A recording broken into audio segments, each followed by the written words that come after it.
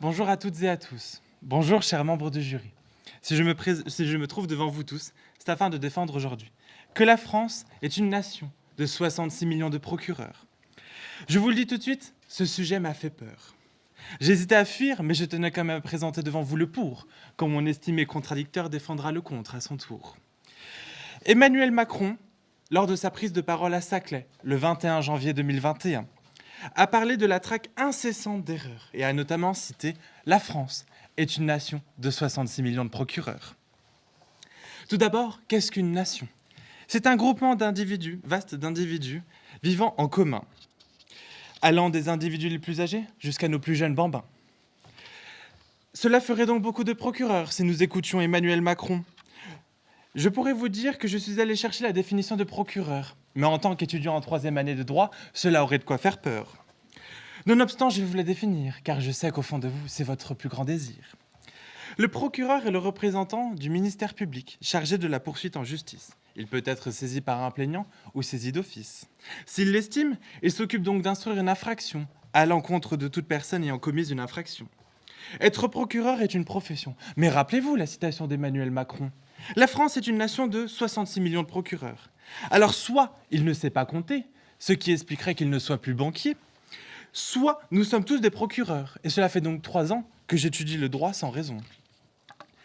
Les deux options étant à la fois fâcheuses ainsi que trompeuses, il me fallait donc une autre solution. J'ai donc contacté Emmanuel Macron, qui me dit « Ah là là, mon petit Guigui, tu n'as décidément rien compris !» Il m'informa alors qu'il s'agissait d'une métaphore. Je me suis alors demandé pourquoi l'avait-il employée et quel sens voulait-il lui donner. Cela va faire plus d'1 an que l'épidémie a traversé les continents. Je ne parle pas de la crise des papiers toilettes, absents dans nos rayons, mais du Covid-19 ayant touché toutes les nations. Plus d'1 an que le gouvernement essaie d'apporter des réponses à cette crise, s'agrippant telle une ronce. Mais en tentant d'apporter des réponses, il commet parfois des erreurs, ne pouvant échapper à l'œil fin de la nation, qui vient tout de suite critiquer ses décisions. C'est pourquoi Emmanuel Macron nous qualifie de procureurs, car tel un procureur, nous évaluons, nous allons exprimer un avis sur le gouvernement et ses actions. Récemment, c'est le projet du pass sanitaire qui nous a fait une frayeur. Et il a de quoi l'être, de par la quantité de droits et libertés qu'il vient violer. Nonobstant, il pourrait permettre la réouverture de certains établissements, tels nos chers restaurants, si durement touchés pendant ce confinement. Ce pass sanitaire suscite donc beaucoup de questionnements. Dans cette situation, la nation se place tel un procureur qui est prêt à agir à la moindre erreur. Je me suis alors demandé si nous étions tous des procureurs. Et depuis quand avons-nous tant de pouvoir grâce à notre clameur? L'histoire est une boucle infinie, telle que dans l'affaire du petit Grégory. Le 16 octobre 1984, en fin d'après-midi, Christine signale la disparition de son fils Grégory. C'était après un moment qu'elle retrouvait son corps gisant. Les parents de ce petit enfant de 4 ans furent alors accusés de l'avoir tué. Malgré avoir fini par être innocentés, la nation les considéra coupables pour leurs actes injustifiables. Réfutant leur innocence, tout comme la présomption d'innocence, la nation sur eux s'acharna, tout comme les médias. Cette pression incessante aurait pu conduire à leur mort imminente, étant donné qu'à force d'appuyer sur la chrysalide, le papillon va penser au suicide. Est-ce le but de la nation, qui ne pouvait les mettre en prison, va alors utiliser la pression populaire afin qu'ils se percent la jugulaire? Au final, c'est vers Bernard Laroche que s'est tourné le regard de la nation. Elle estima que dorénavant, c'était lui le nouveau coupable et qu'il méritait d'aller en prison.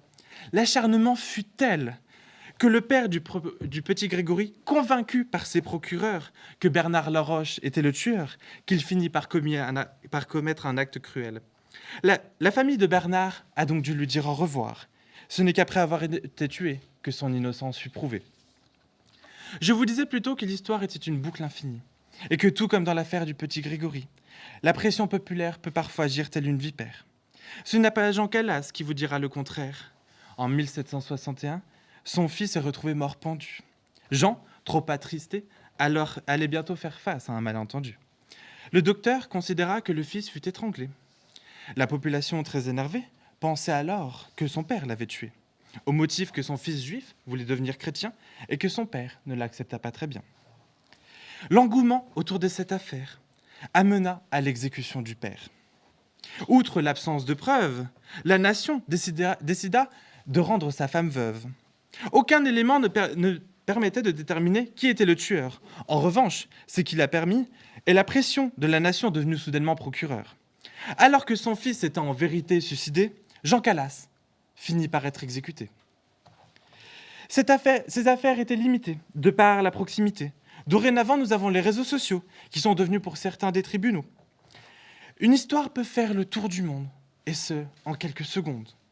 Nous l'avons tous déjà vu avec l'histoire du hashtag MeToo, qui a montré le comportement de certains hommes ayant été fous.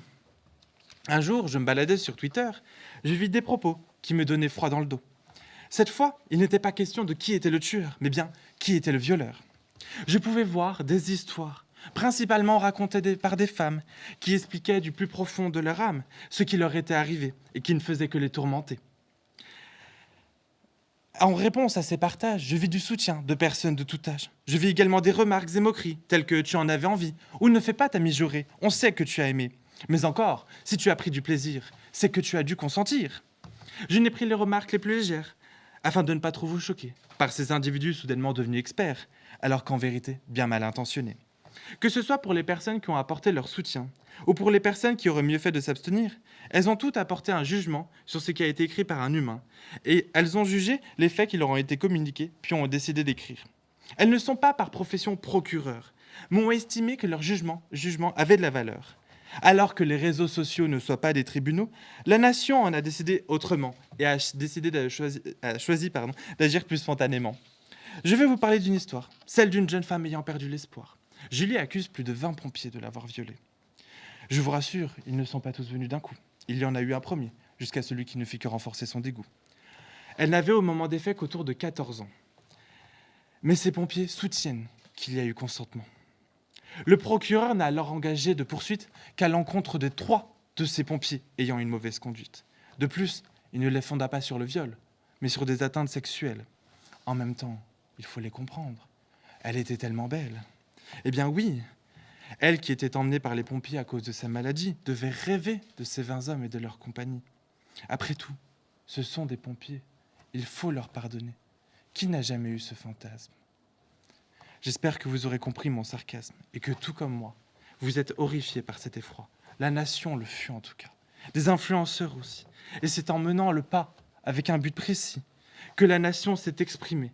Quand certains criaient à l'injustice rendue par la justice, d'autres comprenaient cette requalification qui permettait plus aisément leur condamnation. Car on ne peut mettre quelqu'un en prison en l'absence de preuves, et donc sans fond. Cela doit vous parler, chers membres du jury. Certains d'entre vous sont avocats de ce que l'on m'a dit. Et tout comme moi, vous consentirez à ce qu'aucune condamnation ne soit rendue sans preuve et donc sans fond.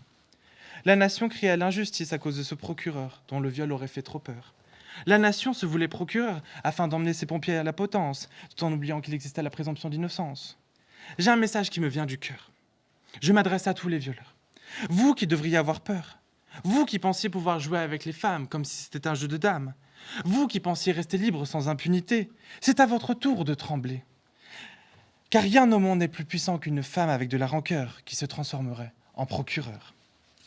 Nous, la nation des Français, avons un pouvoir immense qui peut amener n'importe qui à la potence. Lorsque la nation agit tel un procureur, et ce avec autant d'ardeur, elle ne l'est peut-être pas par profession, mais l'est par conviction. Dans notre histoire, nous avons déjà exécuté une famille royale qui s'était montrée déloyale. Nos ancêtres ont tué des femmes de manière arbitraire, en prétextant qu'elles étaient des sorcières.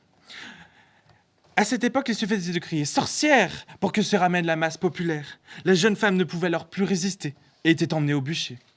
Plus récemment, c'est Samuel Paty qui en a fait les frais. Alors qu'une partie de la nation le soutenait, une autre partie plus minoritaire a décidé de jouer les procureurs et a considéré que la divulgation de caricatures de leur dieu méritait que Samuel Paty atteigne les cieux. Ils l'ont décapité et fit éteindre dans son regard cette dernière lueur.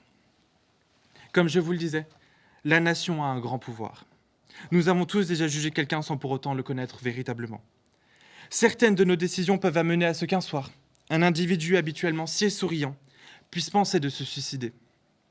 Alors la prochaine fois que vous écrirez sur un réseau social, ne soyez pas mal intentionné. Et souvenez-vous que parfois, garder les choses pour soi n'est pas si mal au final. Pour garder espoir, Ne répétons pas l'histoire. Merci.